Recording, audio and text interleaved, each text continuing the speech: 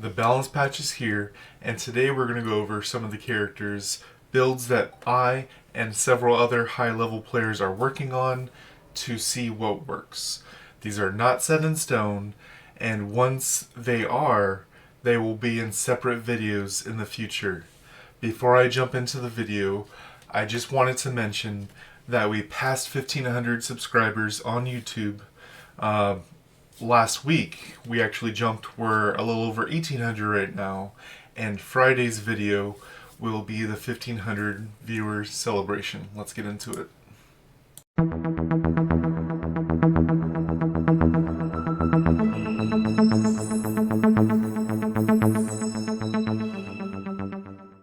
What's going on, guys? Kigerr here, and we're going to jump into our Dimension Duel builds that we're working on this week. We're starting off with Widow, and there's really two builds. It's mostly the difference of one ability, and depending on that ability will be a change in one specialization. So once we go over to the abilities right now, take a look at what I have equipped right here. So Quick Step Strike got nerfed recently, and we're still using it because the damage is still there. It's still untargetable during the time. They added that text to the ability as well. We're still using Sticky Bomb. Its damage got increased recently. We're not using it specifically for the cooldown reduction because we're not using that specialization anymore. It's just good damage, and it can hit them as they're going into their invulnerable or invincibility states, and then deal damage to them afterwards as it has multiple ticks. The only other option here is the poison. This is specifically good against Ironman and Storm, who have stamina issues. Now going into Widow Sting Concentrated Fire. So you can still use double shot, not an issue. You can 100% use double shot. I'm leaning into Concentrated Fire myself because I mainly save it for when I use my ultimate. And ultimate into Concentrated Fire is stronger than ultimate into double shot. Ultimate into double shot with 350% crit damage is strong enough to kill some players, but once you get into the higher tiers, I believe ultimate into Concentrated Fire is going to be more reliable. We're still using Explosive Expert Flare Gun, and we're using this for the blind and for the movement skill. 20-second cooldown is still a lot, but I like the backflip that can actually dodge some abilities, as well as reposition me in certain situations. Now the fifth skill is here as the debatable one. So this skill that you pick here, out of the two options I'm about to go over, dictates our first specialization, because I'll make sure they're right next to each other. And the one that I'm using is Firearms Expert Frag Bullets. Really quick animation and tracks. So she targets, spins around, shoots, and then goes after the target. Unlike Snipe, if the target runs away, it'll chase after the target, dealing high damage. The second option we're doing here is Master Spy Launch Strike. Master Spy Launch Strike, she winds up and then dashes forward for damage. The damage is kind of low, but we're here for the close quarter combat ability and for the high guard break. Now let's jump into the specializations to go over why that is. So specifically the one that I just went over just a second ago, we have Martial Arts Gear Inspection. Increases your guard break damage of close quarter combat abilities by 23%. Just period the end. So this is going to be Quick Step Strike and Launch Strike. Launch Strike has a super low cooldown. Quick Step Strike hits multiple times, so increasing your guard damage is something that you can really lean into. So this is specifically for Dimension Duel, as I said. This specialization right here probably will not see play in other game modes, but in Dimension Duel, I believe this is one of the high tier options you have. Second, in Dimension Duel, we're using Secretive Spy still. Taking less damage is still really important to us. Third, Disguise Tactics. Vanish, extra HP, awesome, awesome, awesome. And then we're also using single target damage. That's pretty much the build right there. The only difference would be if you're choosing to use frag bullets over gear inspection, frag bullets instead of launch strike, then you will take off gear inspection and then add either firearms operation breakthrough for extra crit damage because you have 2 deadly aim class skills equipped. If you're already at max crit damage, then you can go for fatal strike for more cap crit damage. Or if for whatever reason you don't think you can, because this increases the cap, not what you have. So if you have 300, this does not give you the extra 50 for 350. This means you can go up to 350. If that's too much for you, for whatever reason, then you can also go for receiving intel for increased damage once they're under 50%. For both builds, this is a good one. It's just hard to fit into the close quarter combat ability when gear inspection is so good for that. Now going over into our Omega cards, let me see. Yeah. So these are specials and whatnot. Ones I think to look out for are cooldown reduction, which is from Strange, or set to team up, a supervillain team up right there. Doctor Strange card accuracy is important as well. Some other interesting ones, set 11 Kingpin for extra guard damage is really powerful. Obviously, crit damage and crit rate, so this Captain America card, or if we go to sets, set 2, Red Skull, and especially Magardia, Thor, and Loki. Going on into companions, we actually have quite a few options here. I'm still going to be using Ultron for now, but I believe the testing is leaning towards...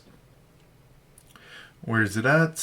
The testing is leaning towards if more people are doing guard break, such as this Widow build. If this Widow build gets popular for guard break with the close quarter combat, or Spiderman, or a few others actually, then Nick Fury can be a powerful defense and offense for his barrier deployment. You cannot take... You can use this after your guard broken. It completely regenerates your guard. And then you cannot take guard while the shield is there. Nick Fury also doesn't do a bunch of damage, but he does do damage during that time. His 5-star bonus is accuracy. 6-star bonus is total damage, which is not bad. Something to keep in mind is the 5 and 6-star bonuses here. So if you're doing the melee build of close quarter combat, the 5-star bonus of War Machine will be powerful, as well as obviously the melee damage decrease is gravy. 5 is reachable, 6 is kind of out of reach for most players. Other ones that are nice is obviously Athena for Defense Pierce. We have Daredevil for accuracy. As I said, we're using Nick Fury, which has accuracy as well. And another one to point out is Cersei for movement speed. Now on to costumes. So if you leaned into Hydra like myself, it's going to be a tough luck. there's the two different builds here. You have the close quarter combat, which I believe will be Xanderth. Yes, Xanderth for the crit damage. And then if you're going towards the deadly aim, it will be Megardia for the same reasons. Next, we're going to move into Starlord. Going over the Starlord abilities, very similar to what we did with Widow. There are 4 that are pretty much locked in, and the 5th one that is up to flavor. So if we take a look right here, we got Space Pirate, obviously fire damage, quick shots, awesome. Next we got Problem Solver, same reasons we always used it, but also untargetable during that time. Blaster Charge, Cherry Bomb, good stuff. If you watched the Sea Wild video, everything on this list right here is the same besides the 5th skill. We got Jet Boots for the same reason, does high damage, kicks off the target, repositions you. And the last one, we have, it used to be right here, Laser Eraser, but now with the cooldown reduction on Flame Cannonball, it becomes highly, highly viable. If you look at the animations right here on the screen, it is much quicker, does a little over half the damage, but you don't have to hold still for the full damage of Laser Eraser. Now, when I said one skill was up for grabs, it's actually between the 1st and 3rd skills. They both, one has better cooldown, one has better damage, they both have roughly the same animation, and the goal here is to, for the 2nd build, is to swap one of those 2 out for the new and improved Battle Soundtrack Noise Pollution.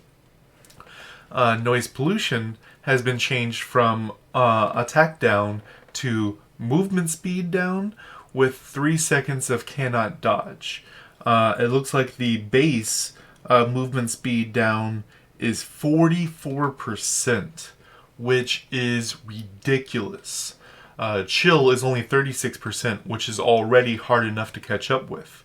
So Noise Pollution, you can kind of play this kiting game where your opponent's not really going to be able to catch up to you. Now, this could just end up being a gimmick, as it has a almost 30-second cooldown, but it is worth testing out. Now, we're going to go over Omega cards, pretty similar to what we talked about with Widow. You're going to want the cooldowns obviously good, but you're not too worried about his cooldowns because of specializations we'll get into in a minute.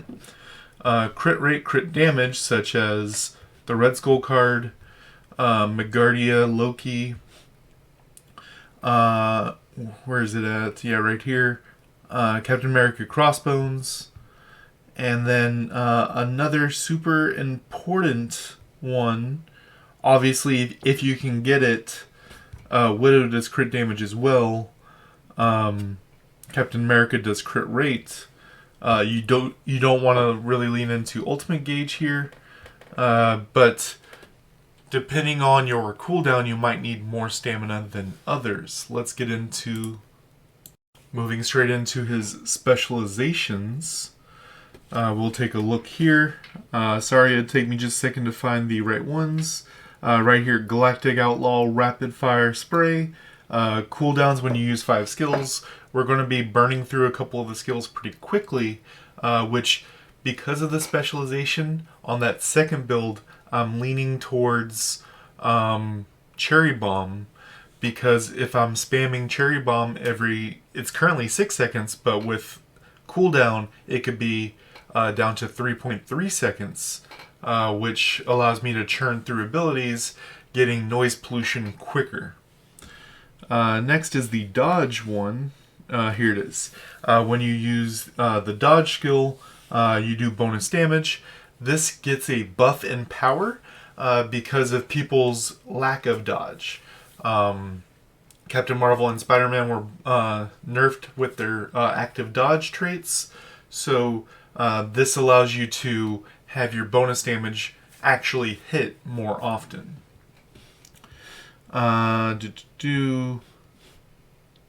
Right here, tolerance decrease. Increase all type damage by 15%. All of your skills deal typed damage. So this is just a flat 15% bonus. Non-negotiable. This is going to be on your bar. The fourth one, this is an option right here. When you use your flame skills, have a chance. You make a AoE of fire damage that does 12% of your attack, well, 120% of your attack, with an 8-second cooldown. This is an optional one that is being played around with, but we would suggest instead of that, where is it at? Right here. This is another one that's being played around with. Increase status effect accuracy and accuracy by 25% when you are over 50% or higher. The last two I just went over are ones that are being played around with. Once you're fully maxed out on certain things, you won't need those two. But this one in particular, Stable Breath, I believe will be powerful as you're leaning into Starlord if you're trying to roll over into him. When you're working up stats and things like that. Now, for someone who has things mostly figured out, Grand Finale right here, bonus damage if they're under 50% HP is a great finisher when you're using your, not Laser Eraser, but that skill right here, Flame Cannonball.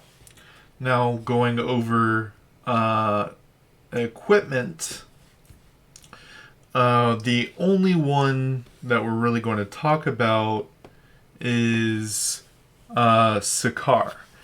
And the reason is there's a second one that does flame, but this one wins out because of the 3-set crit rate. All of your skills are flame, so +6 to flame, obviously amazing. You get extra crit rate, which is great. Just to, so that it's mentioned, there's 1, 2, 3. Hydra, I believe. Nope. Dark Domain. Nope. Savage Shadowlands. This is obviously not great at all, because if you look at the other bonuses here, defense, supervillain damage, not things you want in Dimension Duel, but you do want that 4 set of Apply Flame. I do not recommend Savage Shadowlands. I recommend the other equipment in the future. Last but not least is the companions. Currently looking into a couple of things here. We're not looking at Athena. This is just my farming build right here.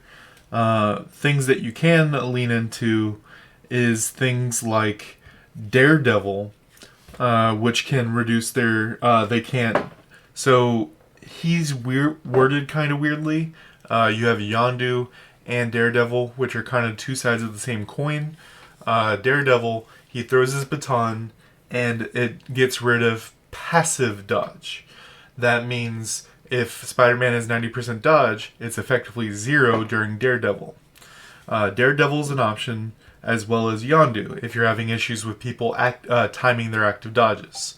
So if you throw out Yondu, hit them, and then you can use your dodge skill, so you take less incoming damage, and then have your bonus damage because of your specialization, and then you come into them with Flame Cannonball for big damage. Last option here is really Icarus. As you can see, my Icarus isn't the greatest. Everything else I have at 4, pushing 5, and Icarus over here at 3 stars, so I can't really play around with Icarus, which is annoying. Going on next we have Spider-Man. Spider-Man did get nerfed in this update, but I believe he is still entirely playable. It's very similar to all the builds that you're going to see. We're going to have 5 skills, but we're also going to have a supplemental 6th skill that could be swapped in and out, and I will give you ideas of which ones should be swapped in or out. So starting, we're going to start with Spiderbot Swarm.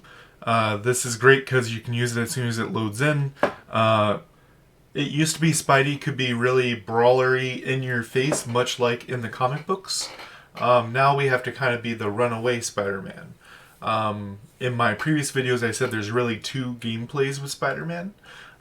They kind of trucked down the one gameplay, and now if you want to stay on Spider-Man, you have to lean into the second gameplay. Much like Widow, where I enjoyed playing her one way, now the other way is kind of the way we need to go towards. Next, we're going to use Spider Grenade, Web Grenade, and we're using this one instead of the buffed Super Glue because of the high guard break and the quick animation. So we jump backwards, throw it up, and then immediately comes down with high guard break. Next, we go into Webcraft Gyroscope. This got a 10% damage buff, which is awesome. Has a low cooldown, applies web, everything we want. Right here, Web Shooter Mastery Web Shot. If you don't know why we're using the first one instead of the 4th one, which says it does the most damage, that's because the 1088 cannot crit, which is interesting they don't state it there.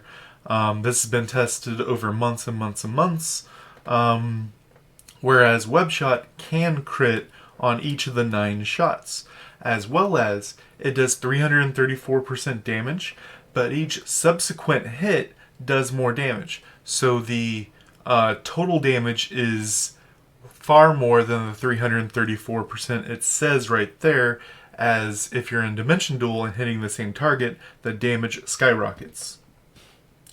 Now the last one, we're using Spider Swing Endless Swing, and there's a second option here, which I do not personally like.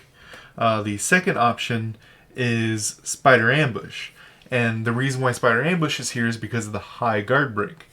I choose to go after the medium guard break because it's 50% less cooldown, as well as the whole it hits twice, and I am untargetable for longer if you look at the animations. Now the 6th skill and one could be swapped out.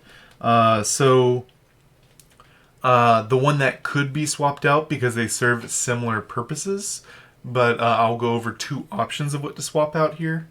You can swap out either Spiderbot or Gyroscope, and you have 2 reasons why you would do this. You would swap out Gyroscope if you want to lean into a little bit more run around, and you would take out Spiderbot if you want to be a little bit more of that old brawler style if you're trying to ease into this transition.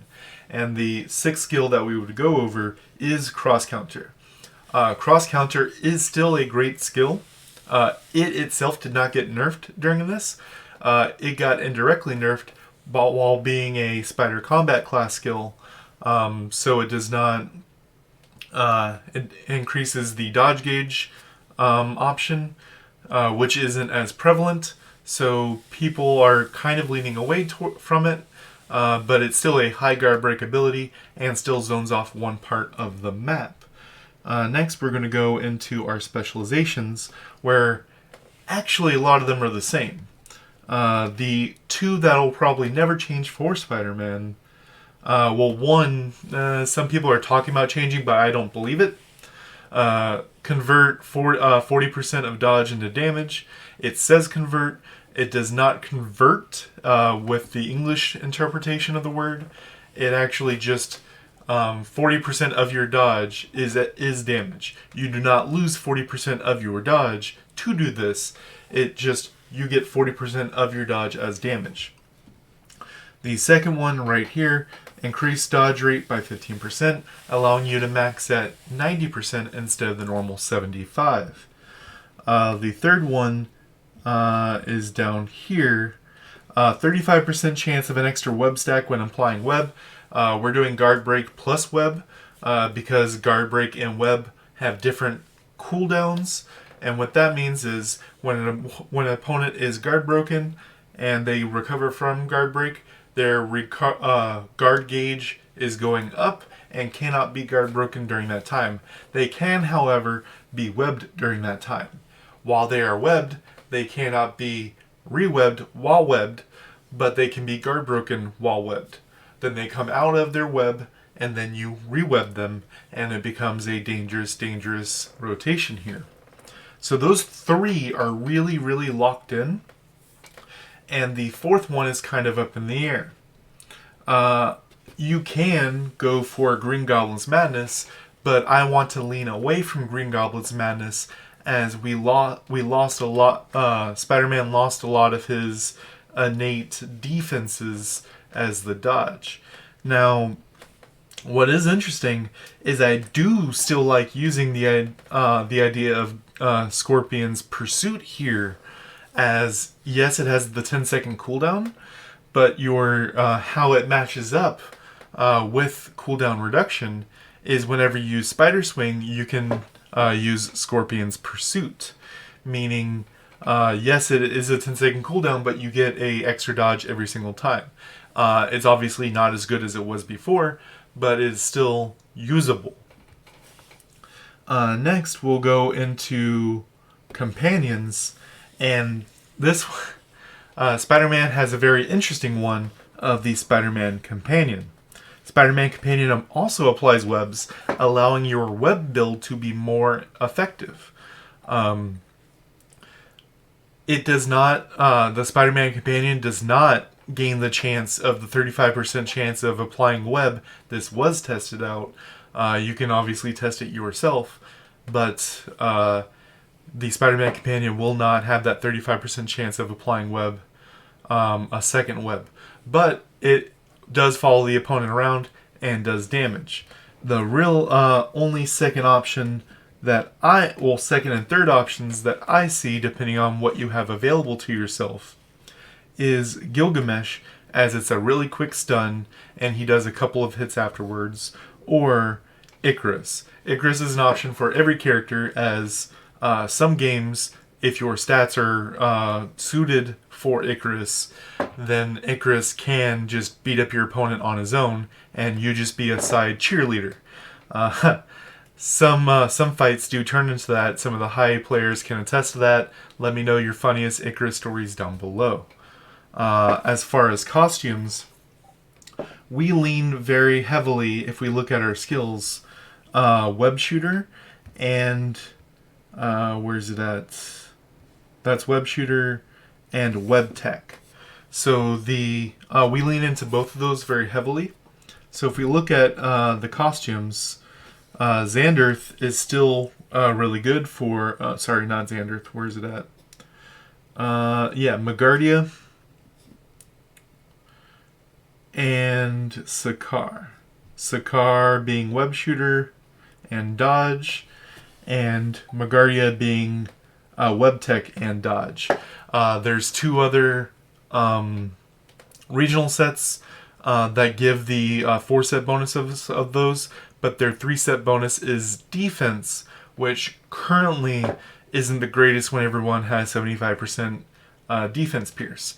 There's always, people are still saying that if someone has 175% accuracy rate, that your 90% dodge rate is irrelevant. So Netmarble hasn't given us their statement on how accuracy versus dodge works, but currently how it's believed to work is 175% accuracy rate minus 90% dodge rate equals 85% hit chance. Now, and this is also before web. Web is a minus 15% accuracy, meaning they have a 70% chance of hitting you as Spider-Man, which is awesome. Going on to our fourth character of this video. Last for this video, we're going over Iron Man. And if we take a look at Iron Man, not a lot actually changed with Iron Man. Got damage bonuses all around, as well as a cooldown reduction, cooldown increase on one ability, which we will go over as we get into it. Extra firepower, your biggest damage, 16-shot barrage, probably your bread and butter for most Iron Man builds. Next we have Arc Energy Repulsor Charge. This one specifically got 10% bonus damage and is just a nice quick boom damage, you're done. Next we have Tactical Satellite Party Time Protocol. This got a 10% bonus damage as well.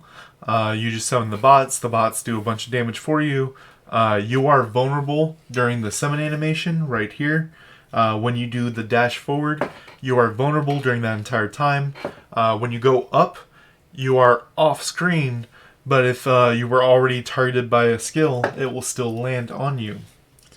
Next we have Spin Blade, which got a 7.5% damage increase, but a 25% cooldown increase. So now it's at 24-second cooldown. With max cooldown, you're looking at 12 seconds. Then we have Operation Speed Amp, and the idea behind this is it's to really go into your other abilities. Really, you're going to be looking to primarily use Speed Amp, Spin Blade, and Repulsor Charge with Party Time and extra firepower kind of sprinkled in when you have time, and energy, obviously.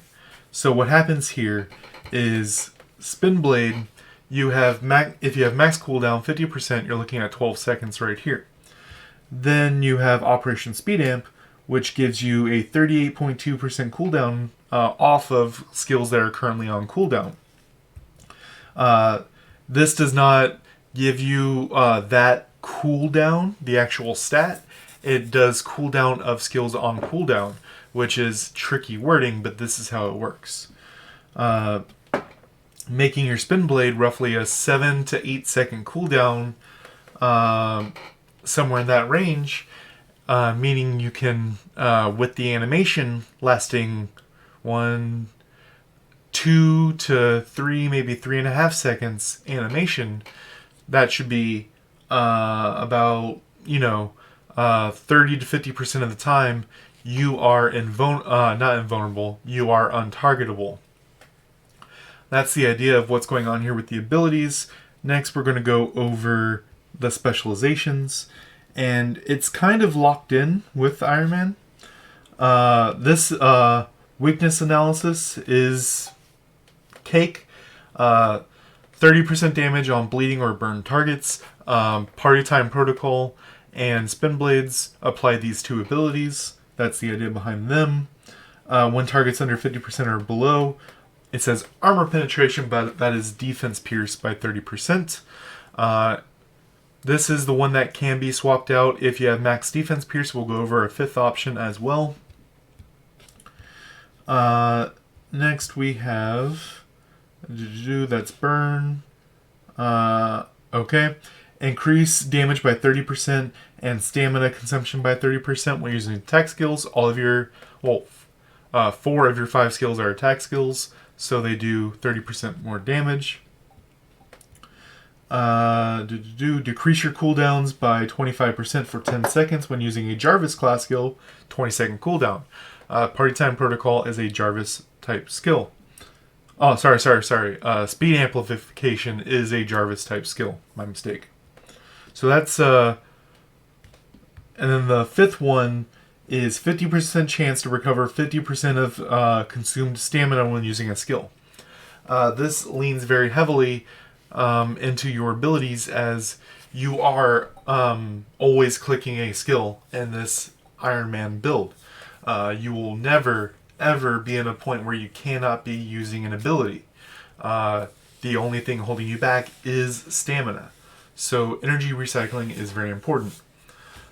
So if you need to swap out armor penetration, you will be swapping that out for the extra cooldown.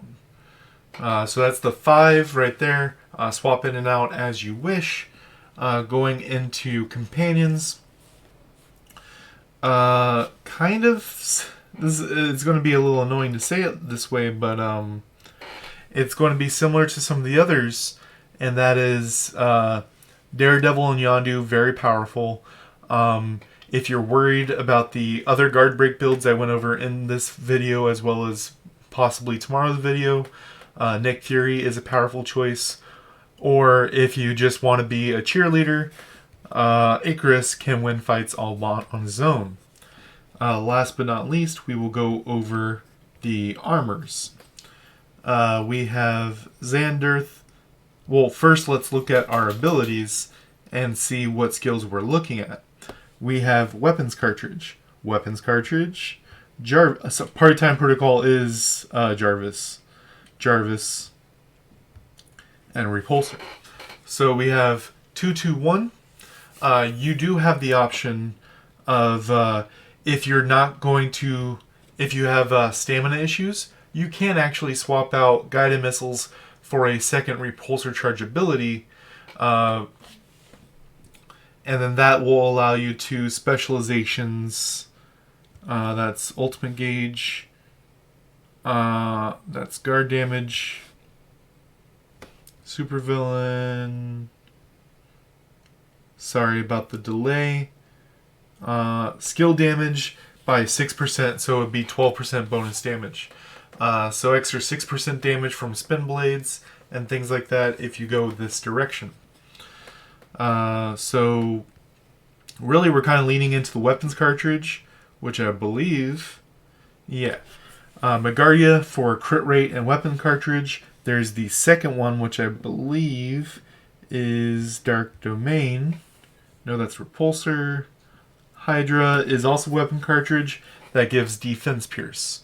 Both of these 3-piece set options are cores, but there's a whole on Omega cards you can roll Defense Pierce as a substat where you cannot roll crit damage as a substat. So I recommend Megardia as the set of choice. Let me know in the comment section down below if you think any of these 4 builds today help you, and the other 5 will be out tomorrow. Till next time, guys.